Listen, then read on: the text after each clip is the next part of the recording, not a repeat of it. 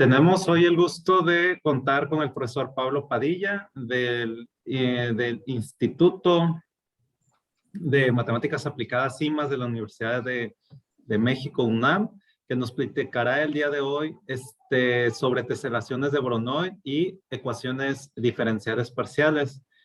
Pablo, pues agradecemos mucho que hayas aceptado la invitación. Un gusto tenerte por acá. Cuando gustes empezar y si ocupas algo, nos dices. Sí, muchísimas gracias. No, al contrario, muchas gracias por la invitación. Nada más para confirmar que sí, en español está bien, ¿verdad?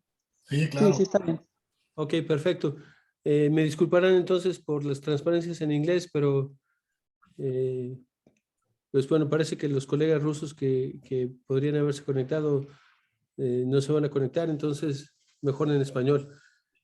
Como el título indica, me gustaría presentar algunos resultados y algunas conexiones entre las teselaciones de Voronoi y ecuaciones diferenciales parciales.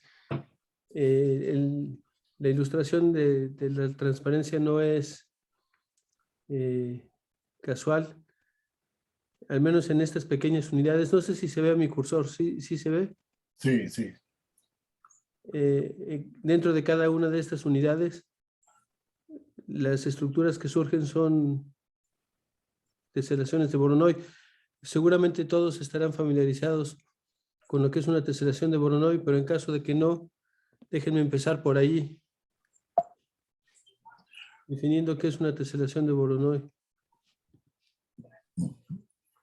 Entonces voy a empezar considerando n puntos en el plano, estos de negro que aparecen aquí, y esos puntos me van a determinar una partición en el plano. Voy a etiquetar o a colorear, por ejemplo, este punto que está aquí en este triángulo rosa, lo coloreo de rosa porque su punto más cercano a la colección originalmente dada es este. Es decir, a cada punto en el plano le voy a asignar un color dependiendo de cuál de los puntos que originalmente me habían dado está más cerca. Y eso determina una teselación de Voronoi. Lo que es interesante es que las teselaciones de Voronoi aparecen de forma natural en muchas aplicaciones y en muchos contextos. Por ejemplo, en la pigmentación o coloración de algunos animales. Por ejemplo, en las jirafas se observa que la pigmentación obedece patrones de Voronoi o teselaciones de Voronoi. Y parte de la idea de la plática es proponer un principio dinámico que es muy intuitivo y muy claro, ya se verá. Un principio dinámico que podría explicar la formación de este tipo de patrones en sistemas biológicos o en sistemas químicos o en sistemas de otro tipo. Pero debería de decir que todo este trabajo empezó de manera también un poco accidental, justo cuando yo estaba en un zoológico y me fijé en los patrones de coloración de la jirafa y pues claramente se antoja que es una teselación de Voronoi. A mí me pareció muy interesante la idea y me sentía muy original, pero por supuesto que ya alguien lo había hecho y ya alguien lo había notado. Si alguien estuviera interesado,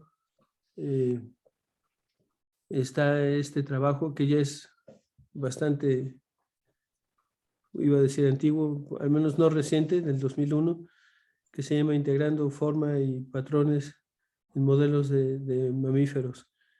Y después, al menos dos de los mismos autores prosiguieron este trabajo y lo que pueden ver en esta transparencia es a la izquierda una fotografía de las manchas de la jirafa y a la derecha una simulación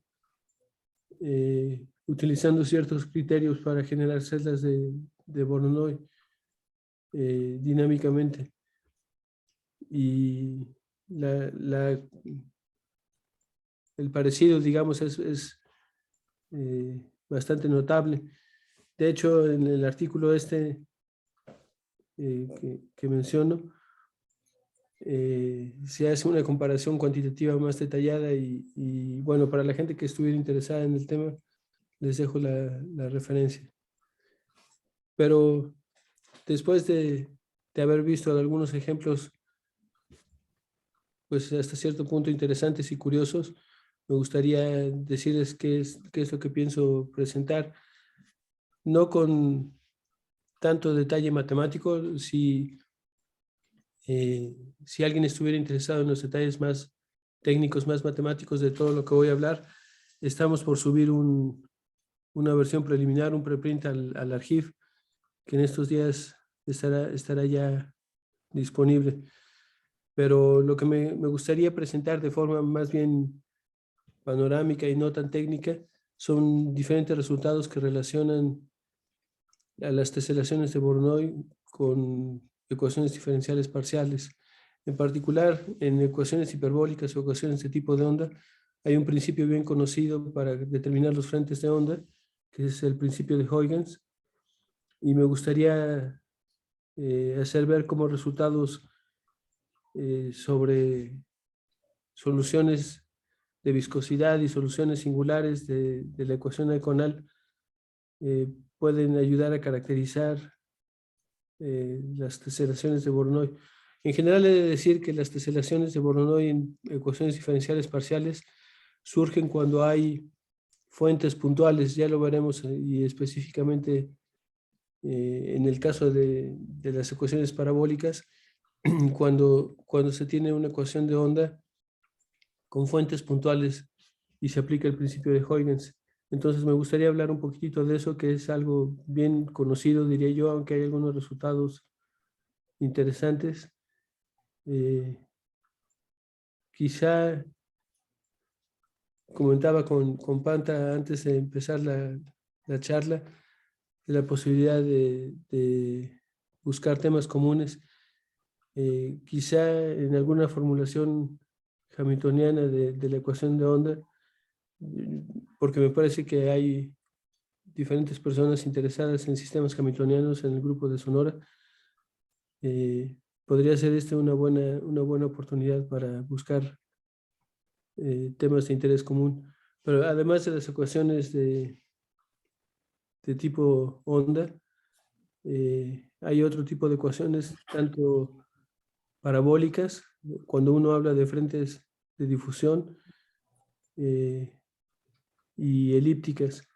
Y me gustaría mencionar ejemplos en ambas, en particular mencionar un resultado analítico en el caso de ecuaciones parabólicas y discutir un poco las posibles extensiones a ecuaciones no lineales, como por ejemplo del tipo KPP o ecuaciones de medios porosos, que son ecuaciones no lineales con frentes de propagación también no lineales, que podrían extender el principio dinámico de formación de celdas de Voronoi, al que me voy a referir más adelante.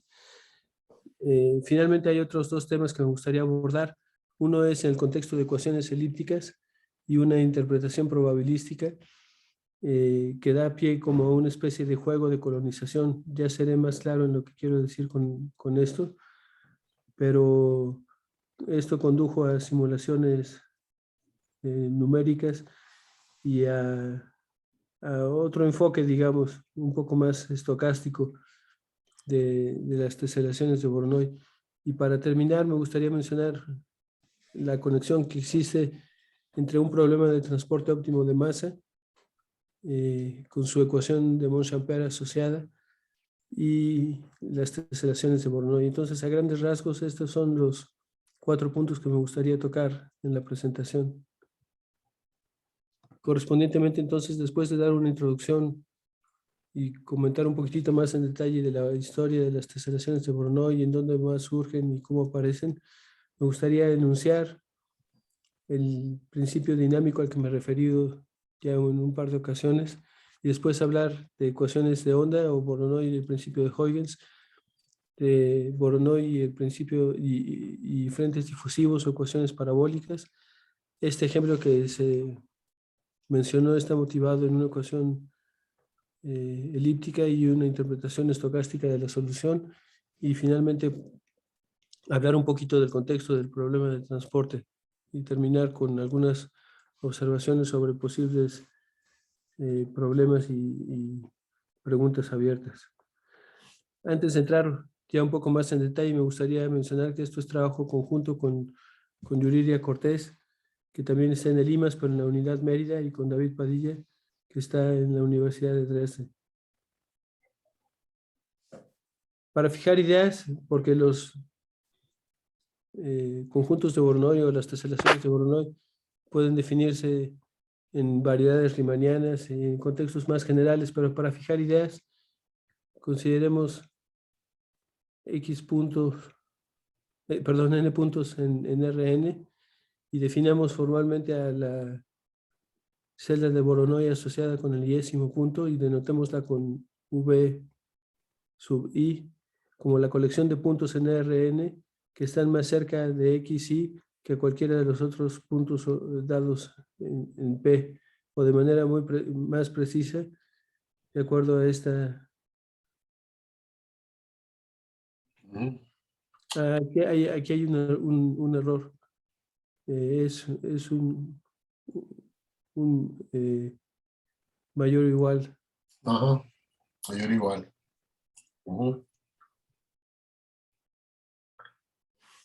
Pasando un poco a la historia, la verdad es que la historia de los diagramas de Voronoi se remonta al menos a Descartes. En 1644 él tenía esta teoría de el universo conformado por remolinos, conformado por un fluido. Y en 1644, como tratando de ilustrar y de explicar su teoría, dibuja lo que hoy llamaríamos el primer diagrama de Voronoi. Curiosamente, en teoría de números también apareció en el estudio de formas cuadráticas. Y en 1850 Dirichlet lo utiliza para algunos problemas, como digo, de reciprocidad cuadrática en teoría de números.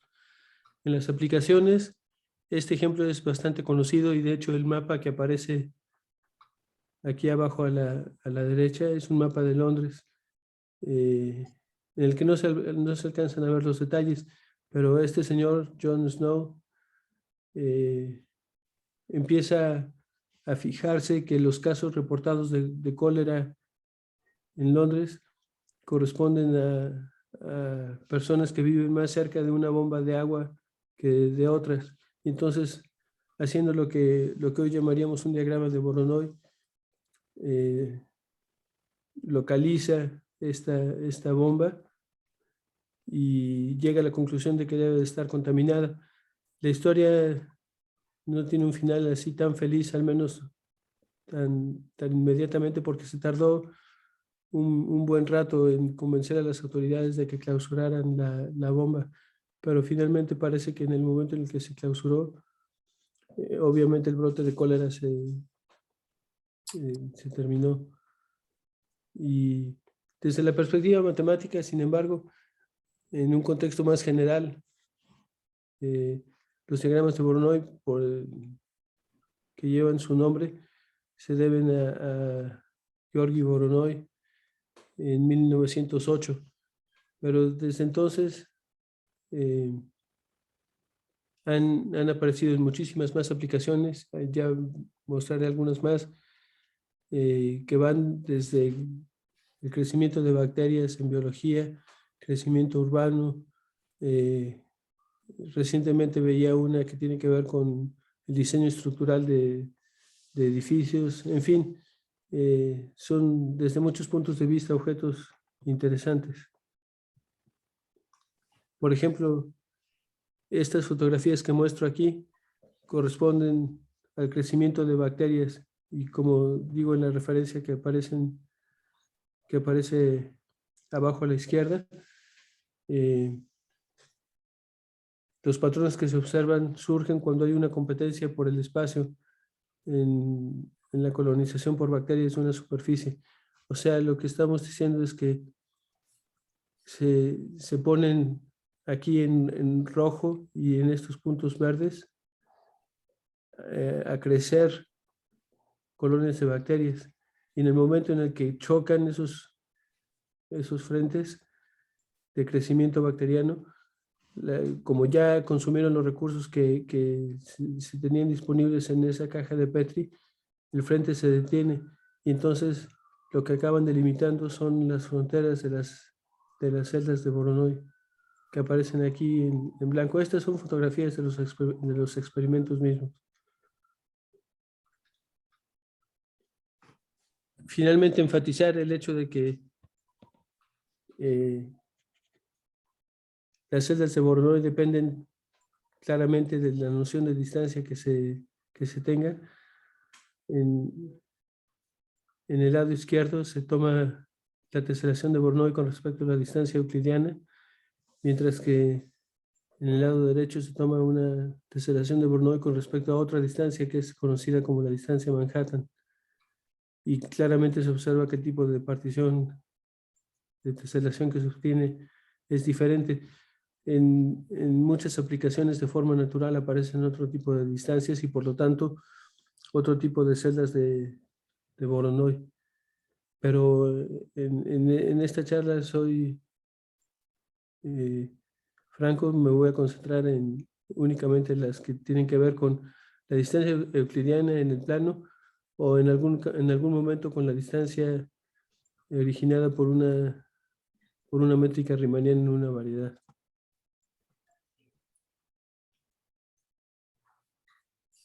Llego finalmente a describir lo que se conoce en óptica como el principio de Huygens. El principio de Huygens dice que esto que está enunciado aquí, o de Huygens, Fresnel, lo que enuncia es que cada punto de un frente de onda puede considerarse a su vez como una fuente de ondas. Esto lo que determina es una manera geométrica, perdón. Sí, desenvolvente, ¿no? Exactamente, es lo que iba a comentar, que determina un procedimiento geométrico o dinámico para precisar lo que es el frente de propagación de onda, considerando que en cada frente de onda existe una fuente y que para cierto tiempo posterior, el nuevo frente de onda se puede obtener como el envolvente. O lo que dice aquí, estas ondas se extienden en la dirección en tiempo hacia adelante a la misma velocidad que la onda original. Y el nuevo frente de onda es la línea tangente, o más propiamente la envolvente de todas estas ondas que parten del frente original. Pero son demasiadas palabras, creo que ayuda mucho más verlo en la práctica. En una rejilla de difracción, lo que se tiene aquí es una onda plana que incide desde la izquierda en una rejilla de difracción que está aquí en amarillo. Los bordes, tanto el superior que estoy indicando aquí como el inferior, acá, se convierten entonces en frentes de onda por sí mismos, y lo que se observa del lado derecho es lo que se conoce como un patrón de interferencia o un patrón de difracción, debido a que cada uno de los bordes de la rejilla se convierte en un frente de difracción, en un frente de onda, perdón.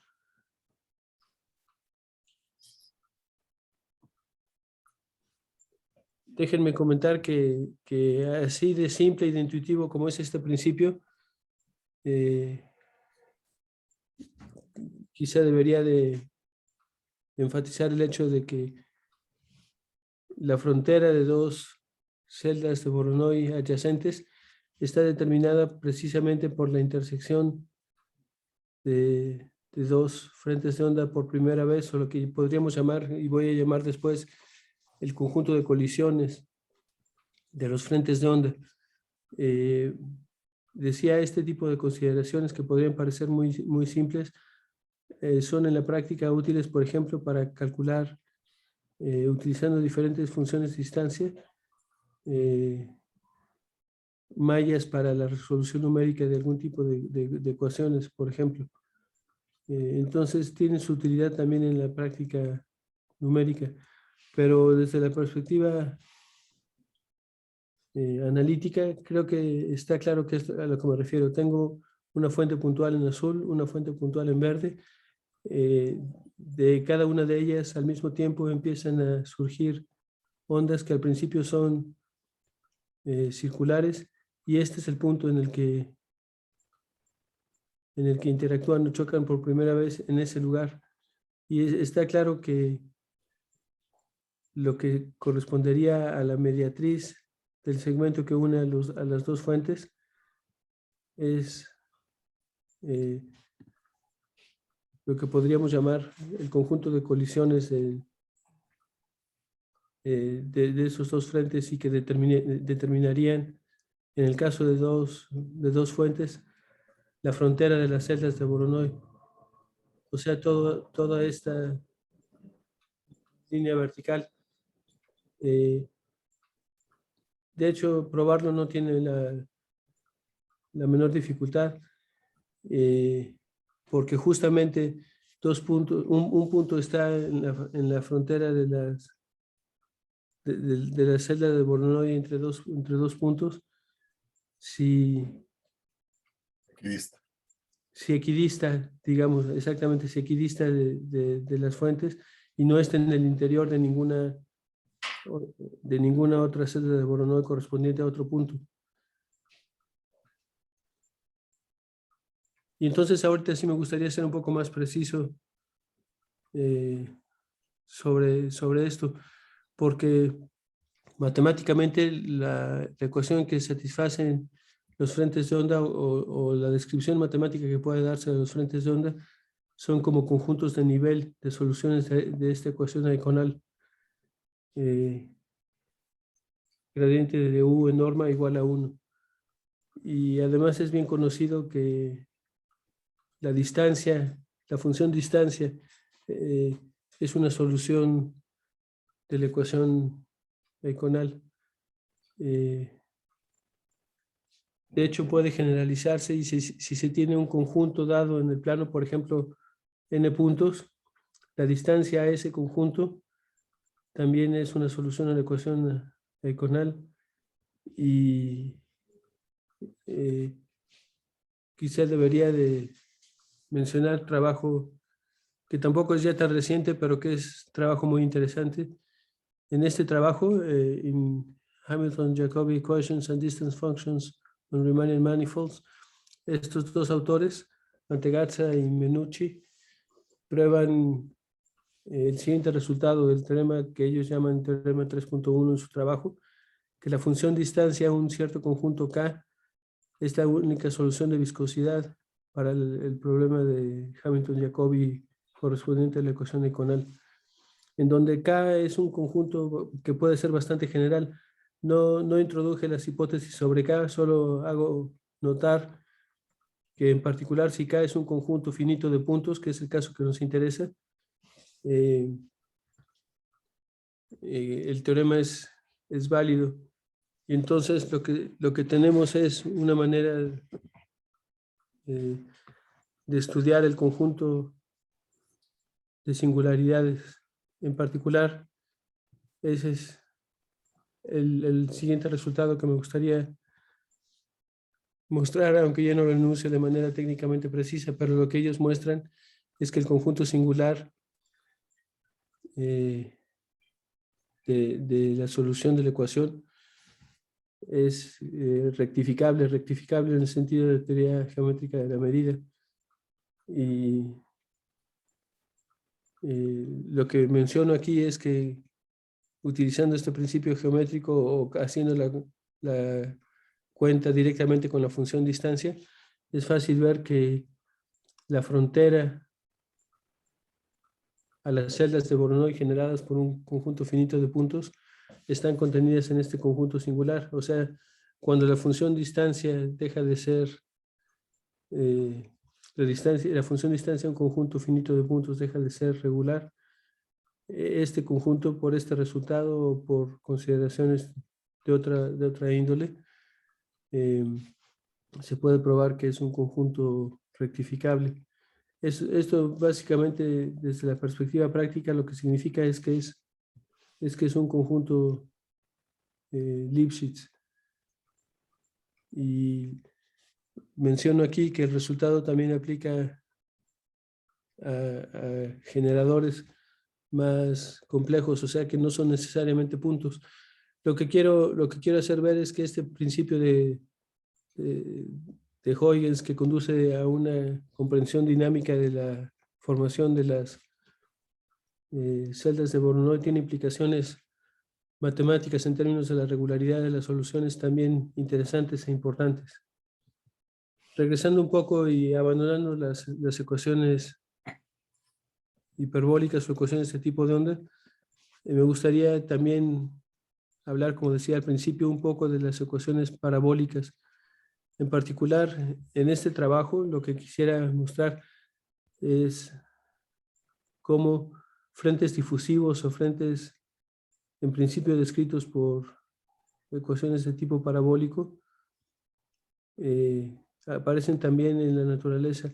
Lo que se muestra en las figuras del lado izquierdo son el resultado de reacciones químicas que empiezan en el centro de estas celdas, tanto aquí arriba como aquí abajo, y básicamente se tiene el mismo principio, se tienen n fuentes difusivas que empiezan a propagarse de manera circular en el plano, en una caja de Petri con un medio reactivo químicamente preparado, y se van expandiendo hasta que interactúan con otros frentes, y en el momento en el que interactúan con otros frentes se detienen. Y entonces lo que se obtiene es una teselación de Voronoi determinada por las fuentes originalmente preparadas.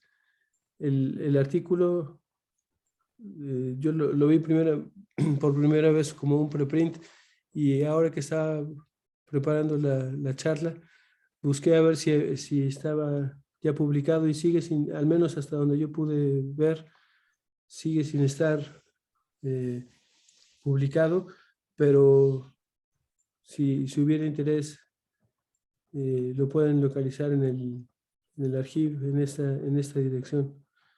Ajá.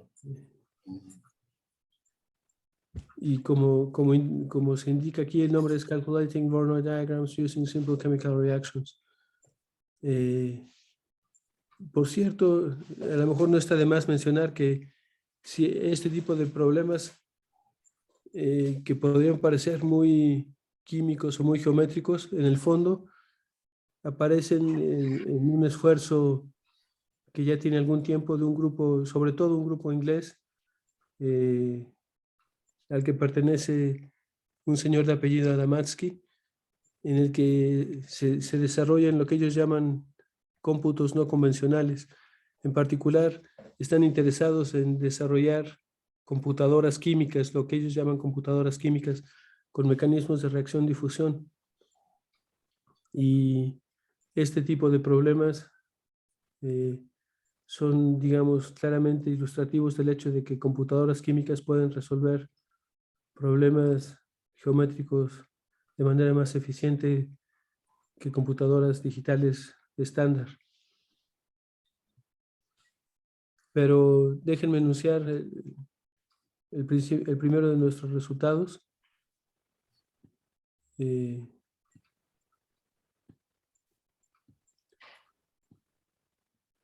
Lo voy a leer completo, pero déjenme antes de leerlo y de enunciar de forma matemática el enunciado preciso. Déjenme tratar de explicar en palabras más coloquiales lo que dice el resultado. Lo que dice el resultado es que si consideramos la ecuación de calor en una variedad riemanniana y tomamos como condición inicial la ecuación 6 que está por aquí, es decir, n deltas de Dirac consideradas como n fuentes puntuales justamente, entonces se considera la ecuación de calor con condición inicial dada por n fuentes puntuales en una variedad riemanniana. El resultado lo que dice es que si el tiempo es lo suficientemente pequeño, la solución es decreciente en una celda de Voronoi.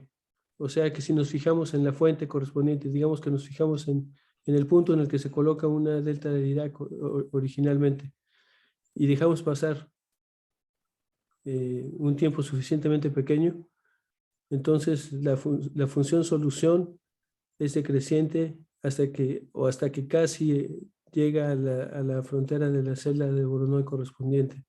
Lo que es interesante es que este resultado, que parece también intuitivamente claro, o que es una especie de formalización de las aplicaciones y de los resultados experimentales que mostré antes, utiliza estimaciones para el núcleo del calor en variedades que son relativamente recientes y técnicamente no triviales.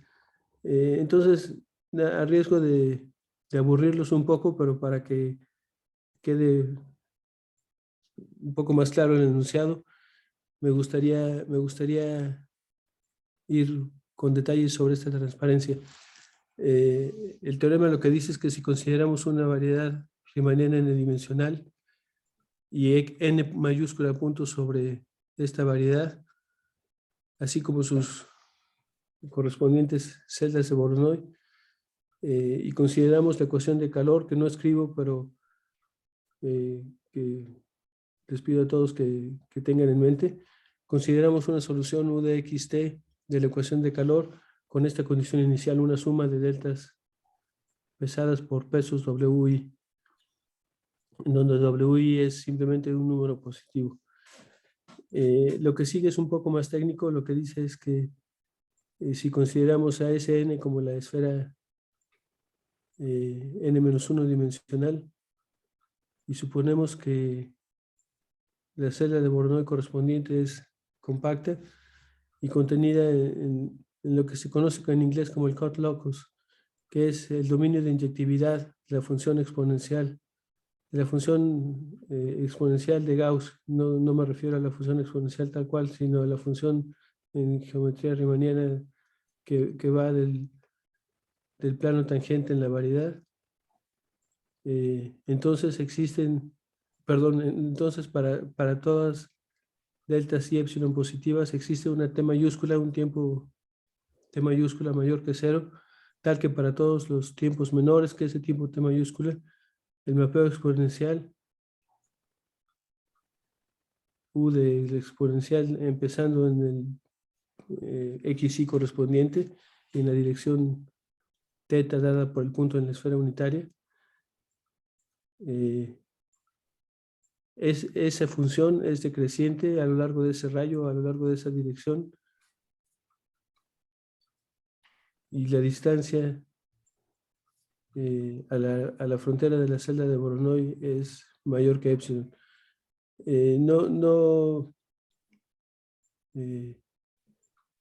Insisto más, pero lo que dije al principio creo que resume en términos no técnicos lo que dice este resultado, que si dejo pasar un tiempo suficientemente pequeño, la solución es decreciente tan cerca como yo quiera de las fronteras de la celda de Voronoi correspondiente. Y no digo mucho más.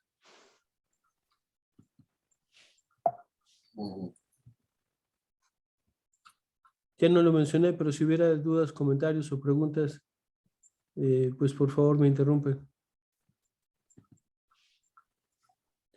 Antes de dejar del todo la parte parabólica, digamos, me gustaría hacer énfasis en el hecho de que la ecuación de calor, como todo el mundo sabe, tiene la desventaja desde la perspectiva de las aplicaciones y de la descripción de fenómenos reales, que posee una velocidad de propagación infinita, o sea, para cada tiempo positivo, por pequeño que sea, aun si uno empieza con condiciones iniciales que tienen soporte compacto, la solución para cualquier tiempo positivo, insisto, por pequeño que sea, tiene soporte no compacto, lo cual físicamente no tiene mucha explicación, no tiene mucho sentido.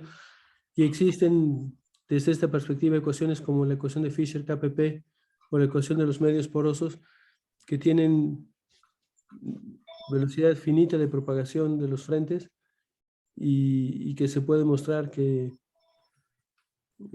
sobre todo en la de medios porosos, que si se empieza con una condición inicial que tiene soporte compacto, la solución a la ecuación tiene soporte compacto para cualquier tiempo posterior.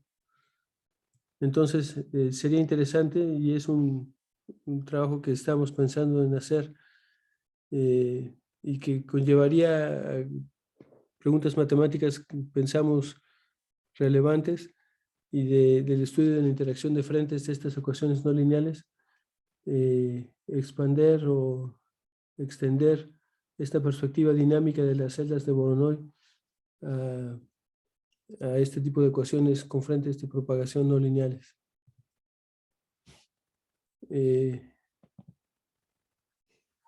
Para continuar,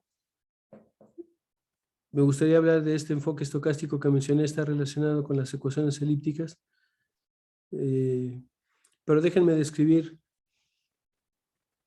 un enfoque estocástico también para la creación de las celdas de Voronoi. En el fondo proviene de ver microscópicamente los procesos de difusión. O sea, lo que hemos discutido hasta ahora está relacionado con la propagación de frentes difusivos a nivel ya promedio, pero desde el punto de vista local o microscópico, lo que se tienen son conjuntos de partículas que se están difundiendo siguiendo un movimiento browniano. Entonces, si tenemos n fuentes, en este caso 2, la segunda no se aprecia demasiado porque está cubierta por las trayectorias de estos caminantes, pero si tenemos, por ejemplo, en el caso de dos frentes, perdón, dos fuentes de las que salen movimientos brownianos o muchos movimientos brownianos, y pensamos que cada caminante coloniza su vecindad o deja una marca, podríamos pensar en estas como hormigas o como insectos que dejan señales químicas y que de alguna manera colonizan el territorio por el que van pasando. Lo que se obtendría si dibujamos de diferentes colores el territorio colonizado por los agentes que salen de cada una de las fuentes, es algo de este estilo. Eso es justo lo que se está haciendo en este algoritmo estocástico o de modelación por agentes. Se tienen en este caso 5 fuentes, la que está en verde claro, verde oscuro, azul, rojo y morado o lila. Y de cada una de ellas se dejan salir muchos movimientos brownianos, muchos caminantes brownianos que van coloreando la porción del plano que les corresponde hasta que se encuentran un agente o una hormiga de otro color, en cuyo caso se aniquilan y se inicia de nuevo en cada uno de sus fuentes originales una nueva caminata. Esto es lo que se formaliza en este enfoque estocástico y en el que se resume el algoritmo correspondiente.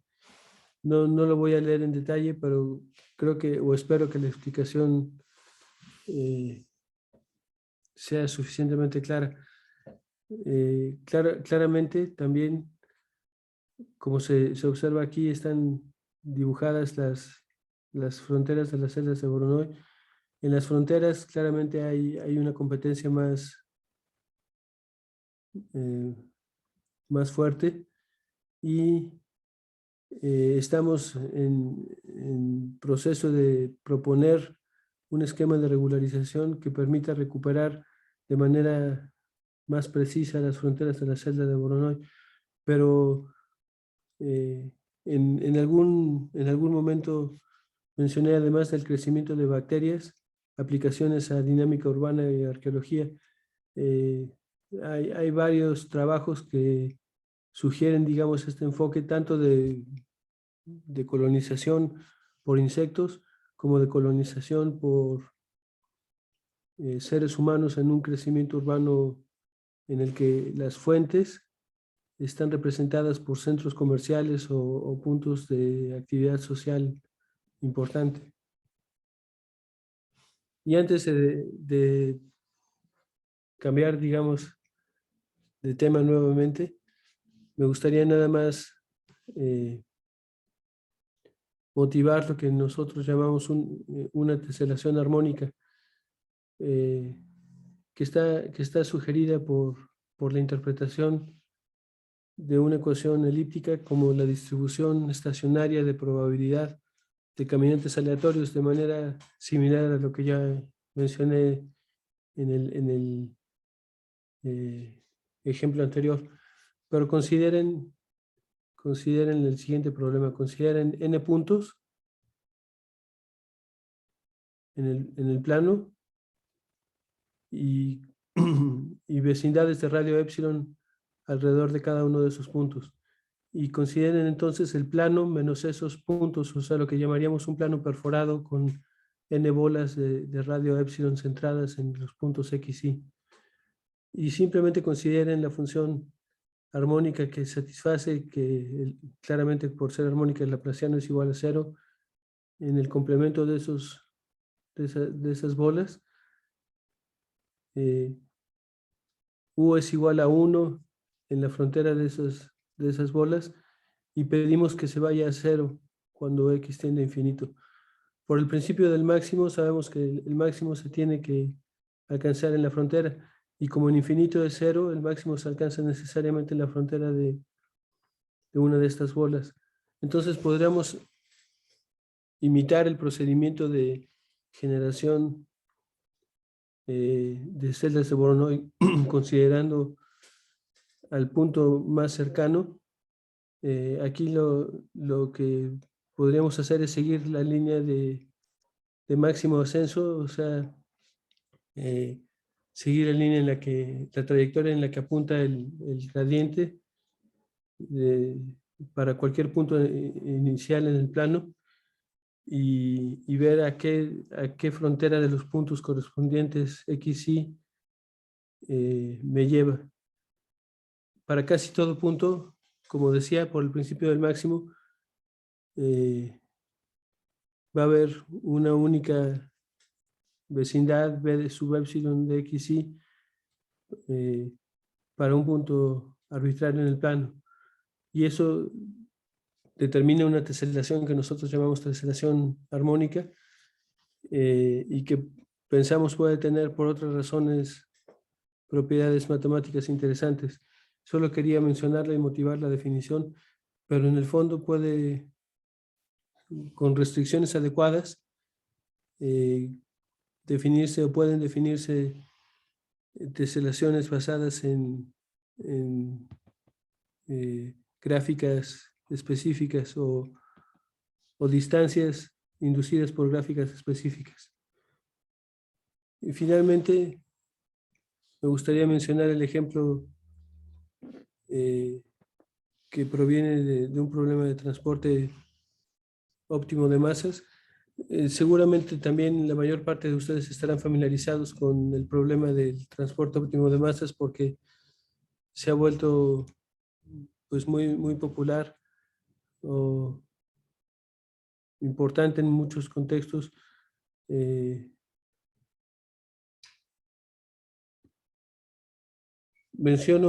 Menciono cómo surge históricamente. Históricamente surge de un problema muy concreto de transporte de masas propuesto por Monge, que es el que se hace mención casi siempre cuando se introducen estas nociones, y es que se tiene una pila de arena en amarillo en la izquierda, de volumen B, y se tiene un hueco que parchar, por así decirlo, que bachar, de volumen B. Y la pregunta es cómo se transporta o cómo se propone un plan de transporte de esa arena de tal manera que minimice el costo, o sea, que utilice la mínima energía, en este caso energía potencial posible. Esto, que surge como un problema físico muy claro, resurgió a mediados del siglo XX en el contexto económico, de lo que se llama problemas de presupuestación o de distribución de presupuesto, budget allocation, como se le conoce en inglés, y propuesto por un economista ruso, Kantorovich, que de hecho ganó el Premio Nobel en Economía justamente por resolver en un caso particular este problema. Está relacionado también con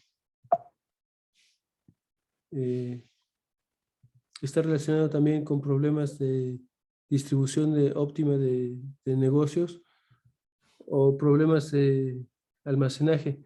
Y me gustaría plantear un problema de transporte óptimo de masa, como lo estoy haciendo aquí, que de forma natural conlleva a la aparición de celdas de Voronoi. O sea, imagínense que tienen que transportar un material uniformemente distribuido, que está representado aquí por la región sombreada en todo el plano. Entonces, la tarea es llevar esta distribución de masa uniforme en esta región a N almacenes, que en este caso están representados por estos 4 puntos, minimizando el costo, suponiendo que el costo es, digamos, proporcional a la distancia. Entonces está claro que si estoy en este punto, por ejemplo, allí donde está mi cursor, me va a convenir llevar la parte de la masa que me corresponde a mí como estando en ese lugar al almacén más cercano. Si estoy en este punto, me va a convenir transportar la masa a este almacén más cercano. En otras palabras, lo que estoy diciendo es que la política de transporte óptimo está caracterizada por las celdas de Voronoi. O sea, todos los puntos en una celda, todos los agentes en una celda de Voronoi van a moverse en línea recta hacia su punto generador. Y eso es lo que puede implicar son algunos hechos relacionados con la ecuación de Monchampère. No tengo mucho tiempo de entrar en detalles, pero lo que sí comento es que lo que llamé aquí TDX, que es un plan de transporte óptimo, en casos en que se tiene suficiente regularidad, puede obtenerse, o sea, este plan de transporte puede obtenerse a partir de un potencial como el gradiente de un potencial phi, y que ese potencial phi satisface esta ecuación de Monchampère, el determinante del hessiano de phi es igual a f de x entre g evaluado en el gradiente de x, en donde f y g son las densidades f es la densidad de salida, en este caso la uniforme, y g es la densidad de llegada, en este caso las deltas que corresponden a los almacenes a los que se quiere transportar la masa uniformemente distribuida. Y solo quisiera enunciar un resultado que probamos en este trabajo que les comento, está por subirse al archivo. Que tiene que ver con la solución de la ecuación de Monchampère correspondiente. Consideramos una región omega NRN acotada y abierta y a un conjunto de n números WI y sean XI y desde 1 hasta n mayúscula, n puntos distintos en omega. Lo que proponemos es que para un problema de costo cuadrático, como el que ya se describió, de transportar una medida uniforme a n puntos fijos preasignados, esta función phi sub lambda es estrictamente convexa y satisface la ecuación de Monchampère. que es una manera de formalizar el hecho de que las teselaciones de Voronoi son una solución de este problema de transporte óptimo. Y ya para terminar, porque ya se me está acabando el tiempo y tampoco quiero abusar de su paciencia, me gustaría concluir con algunas observaciones sobre lo que se hizo y sobre lo que queda por hacer. No mucho, pues, pero espero haberlos convencido de que con una formulación dinámica basada en el principio de Huygens, es posible estudiar algunas conexiones entre ecuaciones diferenciales parciales y propiedades de celdas de Voronoi, en particular propiedades que tienen que ver con su regularidad y con regularidad de soluciones de algunas ecuaciones, como esta última que vimos, asociada a un problema de transporte óptimo. Que el principio es inmediatamente generalizable a variedades y a otras métricas que no sean necesariamente la euclidiana, o sea, variedades riemannianas generales, y que existen también otro tipo de problemas geométricos que sería interesante abordar. Ya no lo mencioné, pero de alguna manera las teselaciones de Voronoi están asociadas con problemas de empaquetamiento de esferas, y sería interesante utilizar algunos de estos principios dinámicos para caracterizar también soluciones de algunos problemas de empaquetamiento de esferas que todavía no se conocen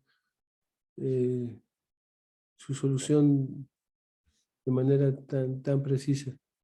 Y con esto termino, y pues aprovecho para agradecer de nuevo la invitación y mencionar que si hay preguntas, con mucho gusto trato de responderle.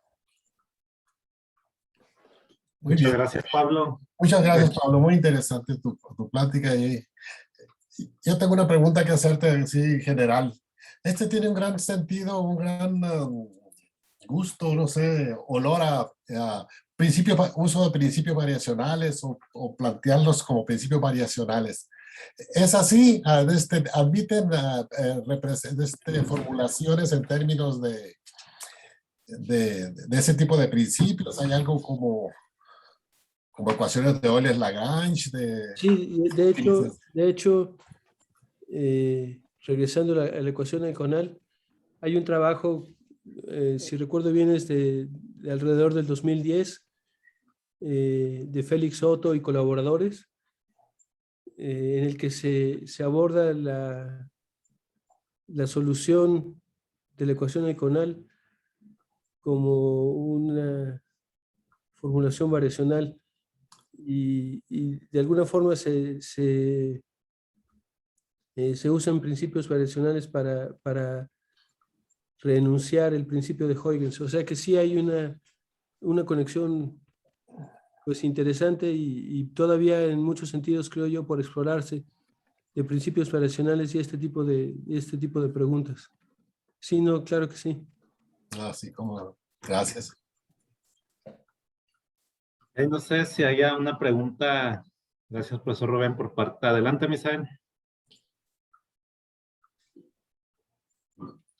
No te escuchas, ¿sabes? Perdón, Ahí estás. antes que hacer mi pregunta, pues darle las gracias otra vez a Pablo pues, por la charla muy interesante, la verdad. No, al contrario, Y, muchas gracias.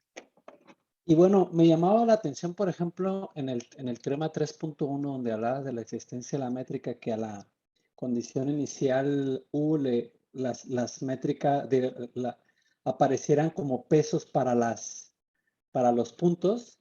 Porque en el problema inicial, cuando nos presentaste esto de las teselaciones de Voronoi, pues era como con las distancias a ciertos puntos fijos, ¿no?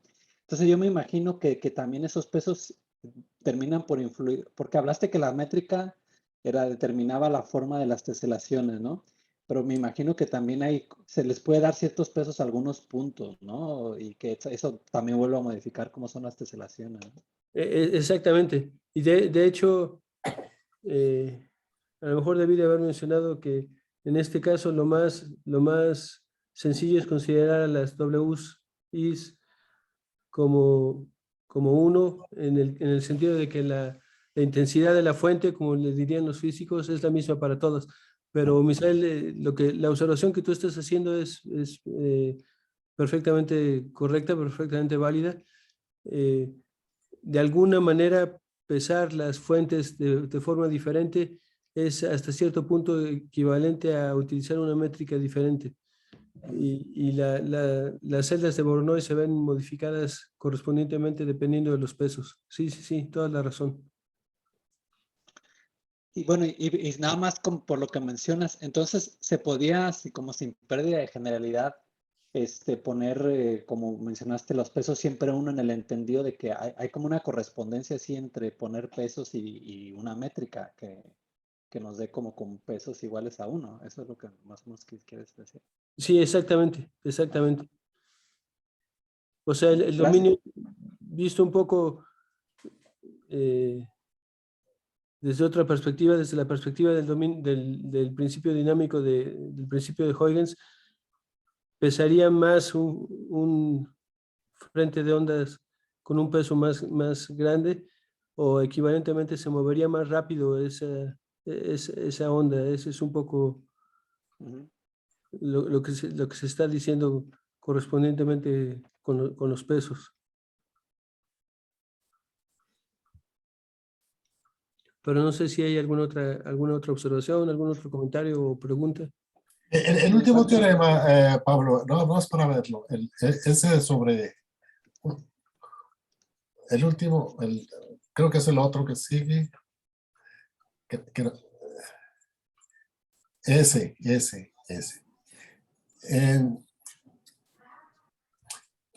Entonces, ¿qué es lo que dice exactamente? Dices que esa es una solución, estrictamente convexa, ¿no? Esta filambda, es una especie de cuadrática. ¿Cómo es esto? ¿Qué quiere decir eso? Es un medio de x cuadrada es el costo cuadrático. Sí, y luego, ajá. Que es el costo que muchas veces imponen estos problemas de transporte óptimo de masas por razones técnicas, pero lo que se está diciendo es que si se tiene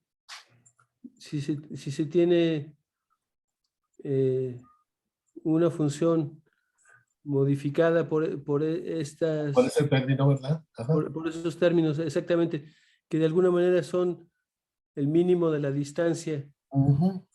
O sea, justo aquí está concentrada la información sí, de la configuración. de la configuración de celdas de Voronoi, de decir, lo que más conviene es llevar o transportar la masa que le corresponde a cada agente en un punto del plano al almacén más cercano. Eso es lo que dice esta función. Y lo que se prueba es ¿Qué que... papel es la lambda esa? Fijando una lambda entre 0 y 1. 0 y 1. Sí, justo. Hace falta fijar la lambda entre 0 y 1 para probar que esta función sigue siendo convexa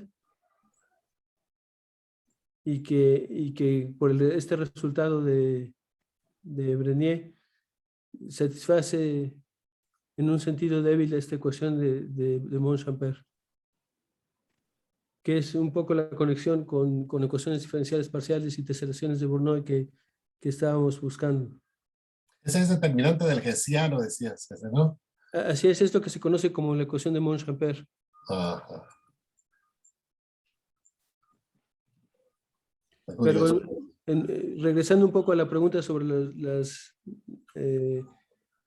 aproximaciones o los enfoques variacionales, en muchas de estas formulaciones debería de haber, claramente en el principio de Huygens hay una formulación hamiltoniana de la ecuación de onda y habría, creo yo, conexiones interesantes en términos de una formulación hamiltoniana de los problemas.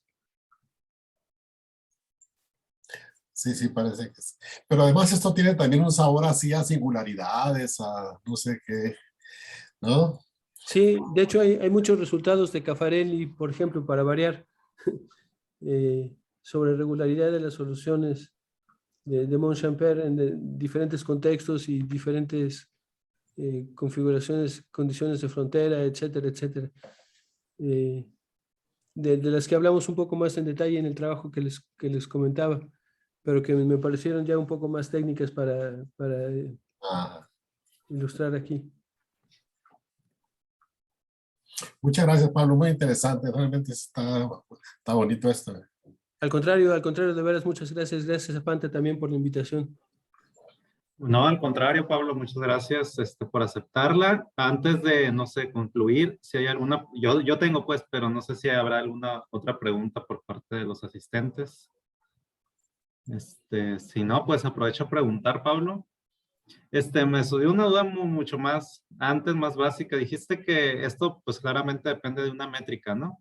Entonces me surgen dos preguntas. ¿Hay algunas propiedades o características de estas teselaciones que no dependen de la métrica elegida? ¿O en qué uno se basa como para elegir cierta métrica, ¿no? O sea, la segunda pregunta creo que es más directa de contestar, porque la métrica que uno escoja para estudiar el problema depende del problema mismo que se está estudiando. O sea, la métrica euclidiana surge muchas veces cuando se está hablando de costos asociados a distancias. Okay. Pero la otra, ¿cuáles propiedades son independientes de la métrica? Yo diría que siempre y cuando las métricas tengan ciertas propiedades genéricas de regularidad o algún comportamiento cualitativo, se puede probar también resultados de regularidad sobre la frontera de las celdas de Voronoi correspondientes. Pero en general, geométricamente, yo diría que la forma sí depende muchísimo de la métrica asociada, tal cual el ejemplo que puse al principio de celdas de Voronoi con distancia euclidiana y celdas de Voronoi con distancia Manhattan.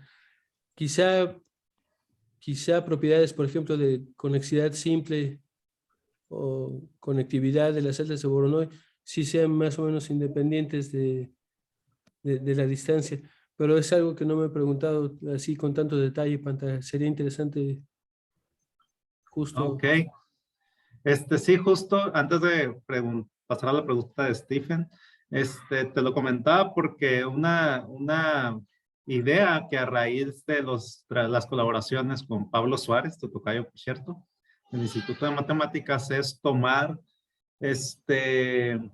pues este tipo de objetos que son combinatorios en principio y tratar de llevarlos pues a diagramas, ¿no? A grafos. Y ahí, pues, hay un poco más de arquitecturas computacionales que nos permitirían hacer un estudio más automatizado y poder extraer cierta información que, en cierto modo, sería invariante en este caso, no sé, tal vez de la métrica o de las cosas con las que se construyen estos objetos, ¿no? Ya, eso sería bien interesante. De hecho, por razones que no vienen mucho al caso ahorita, pero que son interesantes también, nos interesa también la pregunta en gráficas, justamente. Por problemas que tienen que ver con aplicaciones en biología y en algunos sistemas de irrigación o sistemas vasculares, sistemas de transporte, redes de transporte y lo que se llama la ley de Murray, que es un principio variacional para redes, pero bueno, ese es es otra historia. Pero, ok, sí. Ajá. No, iba a mencionar que estoy viendo la pregunta de Steven, que por qué solo se considera la teselación armónica en dos dimensiones. No, o sea, de hecho es así, le estamos considerando en más dimensiones. Sí estamos conscientes que el movimiento browniano es, en términos de recurrencia y de otras propiedades importantes, es muy diferente en dimensión 2 y en dimensión 3 o más. Pero de alguna manera, para que la teselación esté bien definida, lo único que necesitamos es que se cumpla el principio del máximo en un dominio perforado. Y eso se tiene en dimensiones mayores también. Entonces, en principio, lo que estamos proponiendo como teselación armónica está bien definido para dimensiones mayores. Ok, no, pues, gracias. No sé si tenga algo más que comentar, Stephen. En lo que escribe igual, tenía otro comentario, Pablo. Sí, bueno, para terminar lo anterior. Bueno, dice, gracias, Pablo, gusto en verte. Sí, igualmente, Steve. Hace un montón de tiempo que no nos vemos. Pero muchísimo gusto en saludarte, aunque sea virtualmente. Resulta que también hay algunos intentos, al menos los fui conociendo por Pablo precisamente, pero sé que gente está tratando de hacer esto principalmente para estudiar arquitecturas de aprendizaje automático. Tratar de codificar flujos hamiltonianos o sistemas hamiltonianos ya con grafos, ¿no? Entonces, pues ahí está una posible conexión, ¿no? Tenemos un grafo que pudiera provenir de estos de Voronoi, otros grafos que están codificando algo hamiltoniano, entonces tratar de ver por ahí alguna conexión entre ellos, ¿no? Algunas Sí, equivalencias o no sé. sí, definitivamente creo que valdría la pena sentarnos y platicar un poco más en detalle de estas cosas. Ok, perfecto. Y bueno, no me extiendo más, igual si hay más preguntas, pero mejor ahí nos tomamos un tiempo. Ok, pues de nuevo muchas gracias. Gracias a ti, Pablo.